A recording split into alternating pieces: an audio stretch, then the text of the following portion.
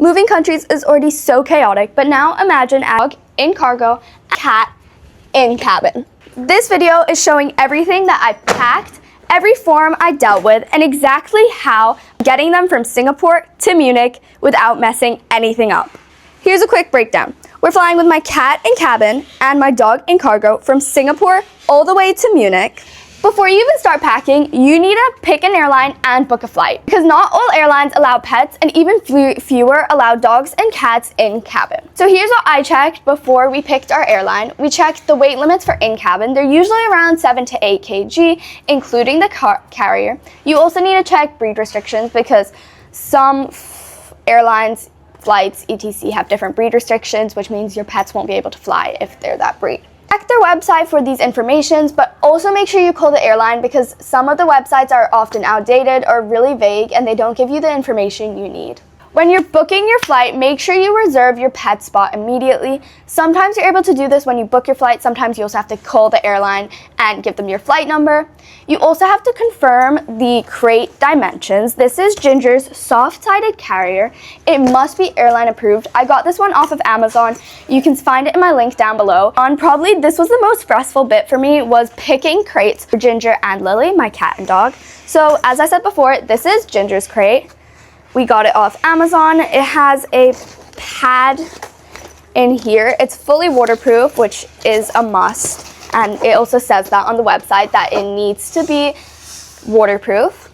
Attached to Ginger's crate, I also have her ID, which is her name, and then one of our phone numbers. This is Lily's crate, which is a hard crate. So for cargo, you need hard crates, and then for cabin, you need soft crates.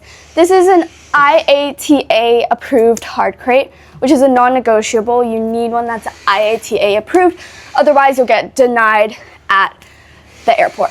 You need to have these water bowls that you can attach to the side of the crate. This one's broken, but we do have another one. You also need these signs. Each sign says this side up. It has her name, her flight number, and our owner contact information. Another super important thing, a video about this just yesterday, crate training.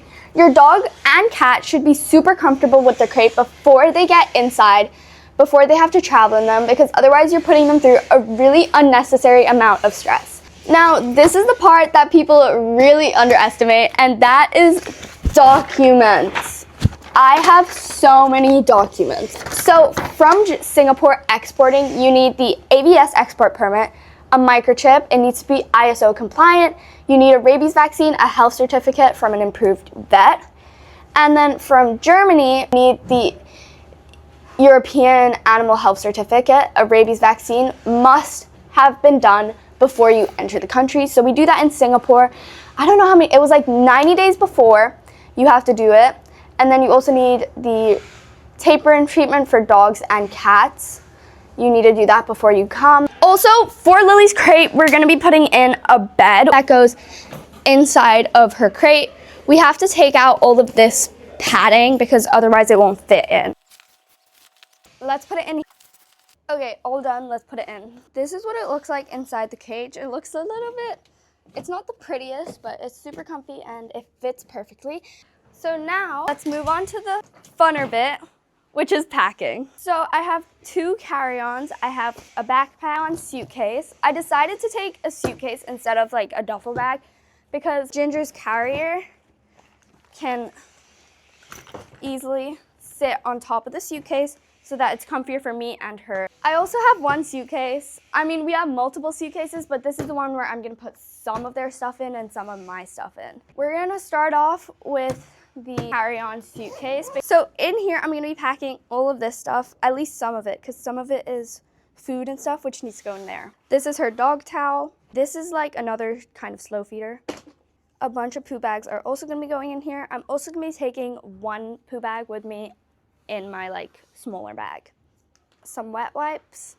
This is their scale to weigh out their food. Socks in case it gets really hot for her paws. Leashes, and some more leashes, as well as her slip lead and two of Ginger's breakaway collars. This leash label. I'm also taking this lick mat. I just realized everything that went in here is actually going to be going in there and is going to be checked in.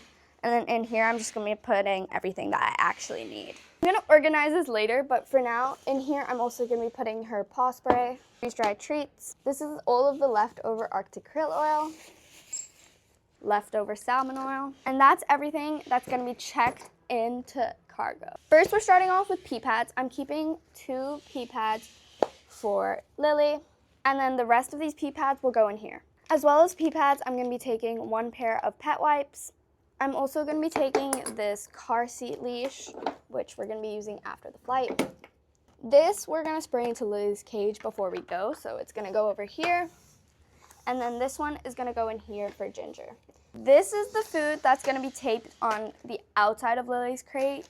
You need to have food in case of a layover taped on the outside of the crate so they can give it to her in case of an emergency. This is Lily's food for after the flight when she gets out, so it's technically her breakfast. And then this is Ginger's snacks throughout the flight. In here, I'm gonna be putting all of the stuff that I need really quick and easy access to. Her treats, these are dental sticks. Another poop bag. Poo bags. Ginger's collar, this one isn't breakable. We didn't want to put a harness on her because she's not really comfortable in a harness. So we're doing this one collar that doesn't break. So if she jumps out of my hands, this collar might be able to stop her.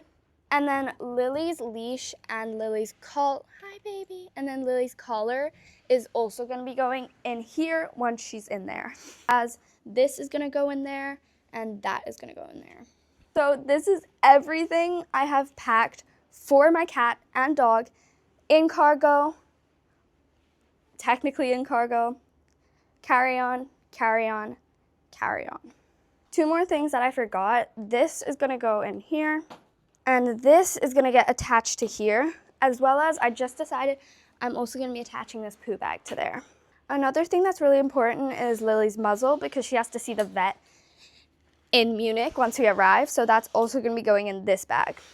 This is everything I packed, all the paperwork I had to do to get my cat in cabin and my dog in cargo from Singapore to Munich. Use this as your